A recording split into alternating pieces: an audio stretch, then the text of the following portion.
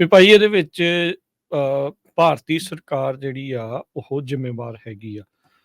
ਕਹਿੰਦੇ ਵੀ intelligence clear ਆ, ਉਹ ਇਸ ਚੀਜ਼ ਨੂੰ ਜਿਹੜੀ ਉਹ ਦਿਖਾ ਰਹੀ ਆ। ਕੰਜ਼ਰਵੇਟਿਵਸ ਦੀ ਵੀ ਉਹਨਾਂ ਨੇ ਵਿੱਚ ਮਾੜੀ ਜਿਹੀ ਗੱਲ ਕੀਤੀ, ਪਰ ਕਹਿੰਦੇ ਵੀ ਚਲੋ ਆਪਾਂ ਇਸ ਟਾਈਮ ਸਾਰੇ ਇਕੱਠੇ ਹੋ ਕੇ ਇਸ ਗੱਲ ਨੂੰ ਦੁਹਰਾਈਏ।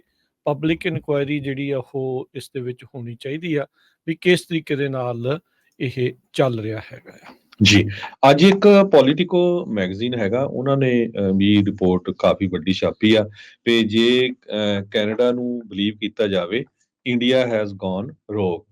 ਤੇ ਰੋਗ ਦਾ ਮਤਲਬ ਕੀ ਹੁੰਦਾ ਆ, ਵੀ ਡਿਸਹੋਨੈਸਟ ਆ, ਅਨਪ੍ਰਿੰਸੀਪਲਡ ਆ, ਜਾਂ ਆਪਾਂ ਸਿੰਪਲ ਪੰਜਾਬੀ ਦੇ ਵਿੱਚ ਦੁਸ਼ਟ ਸ਼ਬਦ ਵਰਤਿਆ ਜਾਵੇ।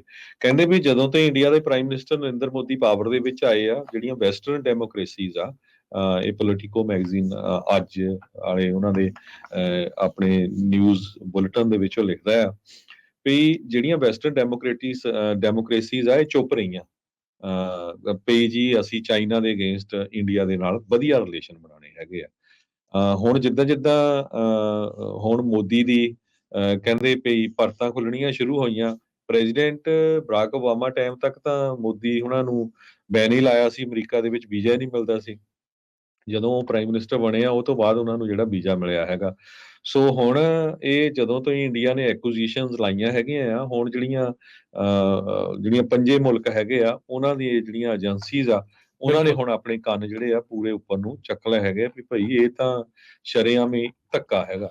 ਇੱਥੇ ਨਾ ਹਰਜੋਤ ਸਿੰਘ ਜੀ ਵਿੱਚ ਸੌਰੀ ਮੈਂ ਵਿੱਚ ਤੁਹਾਨੂੰ ਕੱਟ ਰਿਹਾ, ਵਿੱਚ ਇਹ ਨਾ ਐਡ ਕਰਦੇ ਜਾਈਏ, ਬਹੁਤ ਸਾਰੀਆਂ ਨਿਊਜ਼ ਏਜੰਸੀਜ਼ ਇਦਾਂ ਦੀਆਂ ਹੈਡਲਾਈਨਸ ਜਾਂ ਉਹ ਚੀਜ਼ਾਂ ਜਿਹੜੀਆਂ ਉਹ ਛਾਪਣਗੀਆਂ ਜਿਹੜਾ ਮੋਦੀ ਦੇ ਹੱਕ 'ਚ ਭੁਗਤਦੀਆਂ ਹੋਣਗੀਆਂ।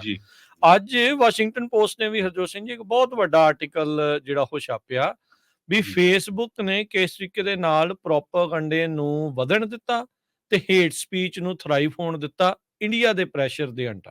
ਵੀ ਮੋਦੀ ਹੁਣਾਂ ਦਾ ਜਿਹੜਾ ਹਿੰਦੂਤਵ ਏਜੰਡਾ ਆ, ਕਹਿੰਦੇ ਵੀ ਡਿਜੀਟਲ ਕੈਂਪੇਨ ਜਿਹੜਾ ਹਿੰਦੂ ਨੈਸ਼ਨਲਿਸਟ ਦੇ ਵਿੱਚ ਦੇ ਦੁਆਰਾ ਕੀਤਾ ਜਾ ਰਿਹਾ ਆ, ਰਾਈਜ਼ਿੰਗ ਇੰਡੀਆ ਟੌਕਸਿਕ ਟੈਕ, ਇਸ ਦੇ ਅੰਡਰ ਇਹਨਾਂ ਨੇ ਸਾਰੀਆਂ ਚੀਜ਼ਾਂ ਜਿਹੜੀਆਂ ਉਹ ਛਾਪੀਆਂ। ਦੋ ਵੱਖਰੇ ਵੱਖਰੇ ਆਰਟੀਕਲ ਜਿਹੜੇ ਹਰਜੋਤ ਸਿੰਘ ਜੀ ਅੱਜ ਵਾਸ਼ਿੰਗਟਨ ਪੋਸਟ ਦੇ ਵਿੱਚ ਛਪੇ ਆ ਵੀ ਕਿਸ ਤਰੀਕੇ ਦੇ ਨਾਲ ਇਹ ਟੈਕ ਕੰਪਨੀਆਂ ਵੀ ਇਸ ਦੇ ਵਿੱਚ ਕਿਤੇ ਨਾ ਕਿਤੇ ਜ਼ਿੰਮੇਵਾਰ ਨੇ ਵੀ ਉਹਨਾਂ ਨੇ ਅਜਿਹੀ ਜਿਹੜੀ ਹੇਟ ਆ ਉਸ ਨੂੰ ਵਧਣ ਦਿੱਤਾ, ਉਸ ਨੂੰ ਰੋਕਿਆ ਨਹੀਂ।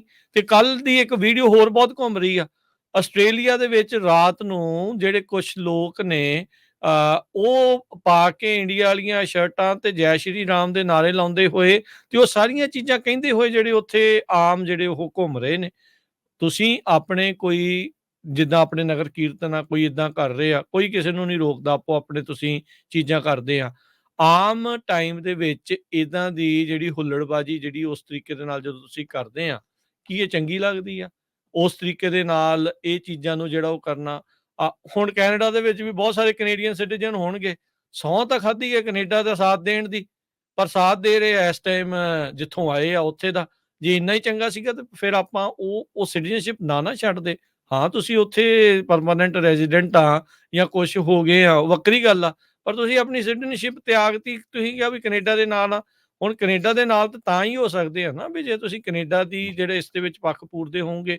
ਇੱਥੇ ਬੈਠੇ ਵੀ ਇੱਥੇ ਬਥੇਰੇ ਜਿਹੜੇ ਅਮਰੀਕਨ ਸਿਟੀਜ਼ਨ ਇਦਾਂ ਦੇ ਆਪਾਂ ਨੂੰ ਜਿਹੜੇ ਉਹ ਦਿਖਣਗੇ, ਵੀ ਉਹ ਅਮਰੀਕਾ ਦੀ ਗੱਲ ਨਹੀਂ ਕਰਨਗੇ, ਦੂਜੇ ਪਾਸੇ ਜਿਹੜੀ ਉਹ ਜ਼ਰੂਰ ਗੱਲ ਜਿਹੜੀ ਅਜਿਹੇ ਮਾਮਲਿਆਂ ਦੇ ਵਿੱਚ ਜਿਹੜੀ ਸੋਸ਼ਲ ਮੀਡੀਆ ਦੇ ਉੱਤੇ ਦੇਖਿਆ ਵੀ ਆਪਾਂ ਭਾਰਤ ਦੀ ਸਰਕਾਰ ਨੇ ਕਿਸਾਨਾਂ ਦੇ ਮੋਰਚੇ ਵੇਲੇ ਵੀ ਕਿੰਨੇ ਸਾਰੇ ਜਿਹੜੇ ਆ ਇਹ ਪ੍ਰੋਪਾਗੈਂਡਾ ਚੱਲ ਰਿਹਾ ਉਹਨਾਂ ਦਾ ਜੀ, ਤੇ ਟਵਿੱਟਰ ਨੂੰ ਧਮਕੀ ਦਿੱਤੀ, ਉਹਨਾਂ ਦੇ EMPLOYEE ਨੂੰ ਧਮਕੀ ਦਿੱਤੀ।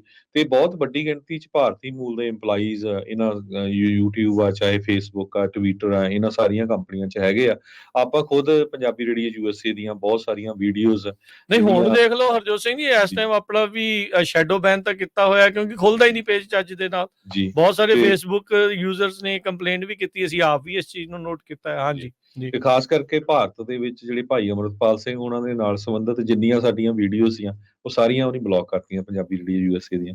ਸੋ ਇਹ ਜਿਹੜਾ ਹਾਲਾਂਕਿ ਉਹ ਅਮਰੀਕਾ ਦੇ ਵਿੱਚ ਉਹਨਾਂ ਦੇ ਬਾਬਤ ਜੋ ਗੱਲਬਾਤ ਕਰ ਰਹੇ ਹੈਗੇ ਆ, ਸੋ ਇਹ ਧੱਕਾ ਤਾਂ ਉਹ ਚੱਲਦਾ ਹੀ ਆ। ਸੋ ਪੋਲੀਟੀਕੋ ਮੈਗਜ਼ੀਨ ਦੀ ਆਪਾਂ ਬ੍ਰੇਕ ਵੀ ਲੈਣੀ ਆ, ਜਾਂਦੇ ਜਾਂਦੇ ਮੈਂ ਗੱਲ ਕਰਦਾ ਜਾਵਾਂ। ਉਹਨਾਂ ਦੇ ਵਿੱਚ ਇੱਕ ਐਨਾਲਿਸਟ ਹੈਗੇ ਪੋਲੀਟੀਕਲ, ਸਕਾਟ ਰੀਡ, ਉਹਨਾਂ ਨੇ ਇਹ ਕਿਹਾ ਆ ਵੀ ਜੇ ਕੈਨੇਡਾ ਦੀਆਂ ਐਕੁਜ਼ੀਸ਼ਨਸ ਬਿਲਕੁਲ ਸਹੀ ਸਾਬਤ ਹੋਈਆਂ, ਇਹ ਇੱਕ ਗੇਮ ਚੇਂਜਰ ਹੋਊਗਾ। ਜਿਹਦੇ ਨਾਲ ਜੋ ਵੈਸਟਰਨ ਲੀਡਰਸ ਆ ਉਹਨਾਂ ਨੂੰ ਇੰਡੀਅਨ ਗਵਰਨਮੈਂਟ ਨੂੰ ਰੈਪਰੀਮੈਂਡ ਕਰਨਾ ਪਊਗਾ।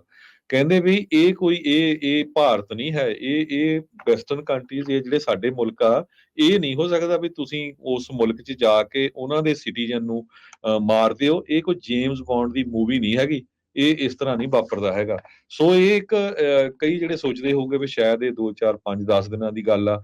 ਜਿਸ ਤਰ੍ਹਾਂ ਜਿਹੜੇ ਇੰਡੀਆ ਦੇ ਬਹੁਤ ਸਾਰੇ ਐਨਾਲਿਸਟ ਜਾਂ ਜਿਹੜੇ ਮੀਡੀਆ ਵਾਲੇ ਆ ਉਹ ਇਹ ਕਹੀ ਜਾਂਦੇ ਜੀ ਭਾਰਤ 'ਚ ਵੀ ਇਲੈਕਸ਼ਨ ਹੋਣੀ ਹੈ, ਕੈਨੇਡਾ 'ਚ ਵੀ ਇਲੈਕਸ਼ਨ ਹੋਣੀ ਹੈ। ਇਹ ਇਲੈਕਸ਼ਨ ਮੁੱਦਾ ਨਹੀਂ ਹੈਗਾ, ਖਾਸ ਕਰਕੇ ਕੈਨੇਡਾ ਦੇ ਲਈ। ਹਾਂ ਠੀਕ ਆ, ਭਾਰਤ ਵਾਲੇ ਆਪਣਾ ਪ੍ਰਚਾਰ ਕਰਕੇ ਜੋ ਮਰਜ਼ੀ ਕਰੀ ਜਾਣ। ਸੋ ਇਹ ਇੱਕ ਬਹੁਤ ਵੱਡਾ ਇਸ਼ੂ ਬਣ ਜਾ ਰਿਹਾ ਕੈਨੇਡਾ ਦੇ ਨਾਲ ਨਾਲ। ਹੁਣ ਅਮਰੀਕਾ ਦੇ ਵੀ ਆਪਾਂ ਤੁਹਾਨੂੰ ਪਿਛਲੇ ਦਿਨਾਂ 'ਚ ਸਾਂਝੀ ਕੀਤੀ ਸੀ ਖਬਰ, ਕਿਸ ਤਰ੍ਹਾਂ ਵੀ ਅਮਰੀਕਨ ਸਿੱਖਾਂ ਨੂੰ ਵੀ ਜਿਹੜੀ ਧਮਕੀਆਂ ਦਿੱਤੀਆਂ ਗਈਆਂ ਜਾਂ ਤੇ FBI ਉਹਨਾਂ ਦੇ ਘਰਾਂ ਦੇ ਵਿੱਚ ਗਈ ਆ ਵੀ ਭਾਈ ਬਚ ਕੇ ਰਹੋ, ਵੀ ਤੁਹਾਡੇ ਤੇ ਕੋਈ ਅਟੈਕ ਹੋ ਸਕਦਾ ਹੈ। ਸੋ ਇਹ ਨਾ ਸੋਚੋ, ਇਹ ਸਾਰੀਆਂ ਜਿਹੜੀਆਂ ਕੰਟਰੀਜ਼ ਦੀਆਂ ਇੰਟੈਲੀਜੈਂਸ ਏਜੰਸੀਜ਼ ਆ ਪੂਰੀ ਤਰ੍ਹਾਂ ਐਕਟਿਵ ਆ। FBI ਨੂੰ ਪੰਜਾਬੀ ਦੇ ਵਿੱਚ ਬੁਲੇਟਿਨ ਜਾਰੀ ਕਰਨਾ ਪਿਆ ਵੀ ਜੇ ਤੁਹਾਨੂੰ ਕੋਈ ਇੰਟੀਮੀਡੇਟ ਕਰਦਾ ਹੈ, ਕੋਈ ਫੋਰਨ ਗਵਰਨਮੈਂਟ ਥ੍ਰੈਟ ਕਰਦਾ ਹੈ, ਤੇ ਤੁਸੀਂ ਸਾਨੂੰ ਜਿਹੜੀ ਆ ਉਹ ਕਾਲ ਕਰੋ ਤੇ ਅਸੀਂ ਪੂਰੀ ਜਿਹੜੀ ਤੁਹਾਡੀ ਹੈਲਪ ਕਰਾਂਗੇ। ਜੀ ਬਿਲਕੁਲ। ਸੋ ਇਹ ਸਾਰਾ ਕੁਛ ਇਸ ਟਾਈਮ ਚੱਲ ਰਿਹਾ, ਇਹ ਹੈਗਾ ਆ। ਤੇ ਇਸ ਦੇ ਦਰਮਿਆਨ ਵੀ ਹੋਰ ਬਹੁਤ ਕੁਛ ਨਾਲ ਦੇ ਨਾਲ ਜਿਹੜਾ ਉਹ ਚੱਲ ਰਿਹਾ ਆ। BBC ਨੇ ਉਦੋਂ ਪਰਦਾਫਾਸ਼ ਕੀਤਾ ਸੀਗਾ ਕਿਸ ਤਰੀਕੇ ਦੇ ਨਾਲ ਭਾਰਤ ਦੇ ਵਿੱਚ ਨਕਲੀ ਜਿਹੜੇ ਟਵਿੱਟਰ ਅਕਾਊਂਟ ਬਣਾ ਕੇ ਫਾਰਮਰ ਪ੍ਰੋਟੈਸਟ ਨੂੰ ਬਦਨਾਮ ਕਰਨ ਦੀ ਕੋਸ਼ਿਸ਼ ਕੀਤੀ ਆ। ਹੁਣ ਇਹ ਕੰਮ ਜਿਹੜਾ ਆ ਵਾਸ਼ਿੰਗਟਨ ਪੋਸਟ ਵੀ ਜਿਹੜਾ ਉਹ ਕਹਿ ਰਿਹਾ ਵੀ ਕਿਸ ਤਰੀਕੇ ਦੇ ਨਾਲ ਟੈਕ ਕੰਪਨੀਆਂ ਦੀ ਮਦਦ ਦੇ ਨਾਲ ਫੇਸਬੁੱਕ ਵਰਗੀਆਂ, ਮੈਟਾ ਵਰਗੀਆਂ ਕੰਪਨੀਆਂ ਇੱਕ ਖਾਸ ਏਜੰਡੇ ਨੂੰ, ਖਾਸ ਕਰਕੇ ਹਿੰਦੂ ਨੈਸ਼ਨਲਿਸਟ ਆ ਉਹਨਾਂ ਨੂੰ ਅੱਗੇ ਵਧਾ ਰਹੀ ਆ। ਤੇ ਇੰਡੀਆ ਦੇ ਵਿੱਚ ਜਿਹੜਾ ਇਹ ਹੇਟ ਆ ਉਹ ਉਸ ਦੇ ਨਾਲ ਨਾਲ ਇੱਕ ਕਾਈਂਡ ਆਫ ਸਪਰੈਡ ਹੋ ਰਹੀ ਆ। ਸੋ ਇਹ ਚੀਜ਼ਾਂ ਜਿਹੜੀਆਂ ਇਹ ਮੈਟਰ ਕਰਦੀਆਂ ਆ। ਇਹਦੇ ਨਾਲ ਕਿਰਕਰੀ ਜਿਹੜੀ ਜ਼ਰੂਰ ਹੋਈ ਆ, ਤਾਂ ਹੀ ਤਾਂ UN ਦੇ ਵਿੱਚ ਉਹ ਜਿਹੜੇ ਜੈ ਸ਼ੰਕਰ ਆ ਉਹਨਾਂ ਦਾ ਫੋਰਨ ਮਿਨਿਸਟਰ ਆ, ਉਹ ਆਇਆ, ਉਹ ਬੋਲਿਆ ਤਾਂ ਉਹ ਕਹਿੰਦਾ ਵੀ ਕੈਨੇਡਾ ਸਾਨੂੰ ਸਬੂਤ ਦੇਵੇ ਤਾਂ ਅਸੀਂ ਜਿਹੜਾ ਉਹ ਨਾਲ ਸਾਥ ਦੇਣ ਦੀ ਗੱਲ ਜਿਹੜੀ ਉਹ ਉਹਨਾਂ ਨੇ ਕਾਈਂਡ ਆਫ ਅੱਧੇ ਕੁ ਸ਼ਬਦਾਂ 'ਚ ਜਿਹੜੀ ਉਹ ਆਖੀ। ਹੁਣ ਸਬੂਤ ਤਾਂ ਉਹਨਾਂ ਨੇ ਕਈ ਦਿੱਤੇ ਆ, ਤੁਸੀਂ ਦੇਖੋ। ਉਹਨਾਂ ਦੀ ਜਿਹੜੀ kind of national security adviser ਦੇ ਲੈਵਲ ਦੀ ਜਿਹੜੀ ਬੀਬੀ ਆ, ਉਹ 4-5 ਵਾਰੀ ਉੱਥੇ ਇੰਡੀਆ ਦੇ ਵਿੱਚ ਜਾ ਕੇ ਆਈ। ਉਹ ਜਦੋਂ ਤੋਂ ਉਹਨਾਂ ਨੂੰ ਉਹ ਪਤਾ ਲੱਗਾ, ਉਦੋਂ ਤੋਂ ਬਾਅਦ ਦੇ ਵਿੱਚ ਉੱਥੇ ਉਹਨੇ ਕਈ ਜਿਹੜੀਆਂ ਫੇਰੀਆਂ ਕੀਤੀਆਂ। ਪ੍ਰਧਾਨ ਮੰਤਰੀ ਨੇ ਵੀ ਉੱਥੇ ਦੇ ਨੇ ਕਹਿ ਤਾ, ਅਮਰੀਕਾ ਦੇ ਰਾਸ਼ਟਰਪਤੀ ਨੇ ਵੀ ਜਿਹੜਾ ਉਹ ਕਹਿ ਤਾ। ਇਹ ਉੱਥੇ ਜਿਹੜਾ ਪ੍ਰਚਾਰ ਜਿੱਦਾਂ ਮਰਜ਼ੀ ਕਰੀ ਜਾਣ ਵੀ ਕੈਨੇਡਾ ਨੂੰ ਅਸੀਂ ਦੱਬ ਲੈਣਾ, ਏਦਾਂ ਨਿਊਕ ਕਰ ਦਾਂਗੇ, ਉਹ ਕਰ ਦਾਂਗੇ। ਪਰ ਇੰਡੀਆ ਦੀ ਡਿਪਲੋਮੈਟਿਕ ਹਾਰ ਕਾਫੀ ਵੱਡੀ ਹੋਈ ਆ। ਕੈਨੇਡਾ ਦਾ ਸਿਟੀਜ਼ਨ ਕੈਨੇਡਾ ਦੀ ਧਰਤੀ ਦੇ ਉੱਤੇ ਮਾਰਿਆ। ਟਰੂਡੋ ਹੋਣਾ ਨੇ ਜਿਹੜਾ ਉਸ ਦੇ ਉੱਤੇ ਬਿਆਨ ਦਿੱਤਾ, ਖੜ ਕੇ ਜਿਹੜਾ ਉਹ ਬੋਲੇ। ਗੱਲ ਜਿਹੜਾ ਆ ਅਮਰੀਕਾ ਦਾ ਰਾਸ਼ਟਰਪਤੀ, national security adviser, secretary of state, 3 top ਦੇ ਲੈਵਲ ਦੀਆਂ ਪੋਜੀਸ਼ਨ ਵਾਲੇ ਜਿਹੜੇ ਬੰਦੇ ਇਸ ਚੀਜ਼ੇ ਦੇ ਉੱਤੇ ਜਿਹੜੇ ਉਹ ਬੋਲ ਰਹੇ ਹੋਣ, ਤੇ ਇਹਦਾ ਮਤਲਬ ਆ ਵੀ ਕੂਟਨੀਤਿਕ ਇਹਨਾਂ ਦੇ ਕੋਲ ਇਹ ਚੂਕ ਕਰ ਗਏ ਆ ਕਿਤੇ ਨਾ ਕਿਤੇ ਇੰਡੀਆ ਵਾਲੇ। ਉਹ ਉਹਨਾਂ ਦੀ ਉੱਥੇ ਇਸ ਦੇ ਵਿੱਚ ਕਹਿ ਲਓ ਵੀ ਕਿਤੇ ਨਾ ਕਿਤੇ ਨੇ ਬਦਨਾਮੀ ਤਾਂ ਜਿਹੜੀ ਇਸ ਦੇ ਵਿੱਚ ਹੋਈ ਆ, ਤੇ ਇਸ ਦਾ ਖਾਮਿਆਜ਼ਾ ਆਉਣ ਵਾਲੇ ਸਮੇਂ 'ਚ ਭੁਗਤਣਾ ਵੀ ਪੈ ਸਕਦਾ ਆ। ਸਾਊਦੀ ਅਰੇਬੀਆ ਦਾ ਜੰਮੂ ਕਸ਼ਮੀਰ ਦੇ ਉੱਤੇ ਬਿਆਨ ਆਉਣਾ, ਚੀਨ ਦਾ ਉਸੇ ਟਾਈਮ ਅਰੁਣਾਚਲ ਪ੍ਰਦੇਸ਼ ਦੇ ਖਿਡਾਰੀਆਂ ਨੂੰ ਵੀਜ਼ਾ ਨਾ ਦੇਣਾ, ਬਹੁਤ ਸਾਰੀਆਂ ਥਾਵਾਂ ਤੋਂ ਜਿਹੜਾ ਆ ਉਹ ਜ਼ਰੂਰ ਘਿਰ ਰਿਹਾ। ਹਾਂ, ਮੋਦੀ ਨੂੰ ਭਾਵੇਂ ਉੱਥੇ ਉਹ ਇੰਟਰਨਲੀ ਉਹ ਉਸ ਦਾ ਫਾਇਦਾ ਲੈਣ ਦੀ ਜਿਹੜੀ ਉਹ ਕੋਸ਼ਿਸ਼ ਕਰਦੇ ਹੋਣ, ਪਰ ਹਰਜੋਤ ਸਿੰਘ ਜੀ, ਇਹ ਸਾਰੀਆਂ ਚੀਜ਼ਾਂ ਦੇ ਵਿੱਚ ਬਾਹਰਲੇ ਮੁਲਕਾਂ ਦੇ ਉੱਤੇ ਇਸ ਦਾ ਪ੍ਰਭਾਵ ਬਹੁਤ ਹੀ ਉਲਟ ਜਿਹੜਾ ਉਹ ਜਾ ਰਿਹਾ ਹੈਗਾ। ਜੀ, ਆਪਾਂ ਤੇ ਬ੍ਰੇਕ ਲੈ ਆਪਾਂ ਲਈਏ। ਇੱਕ ਬ੍ਰੇਕ ਲੈਂਦੇ ਆ।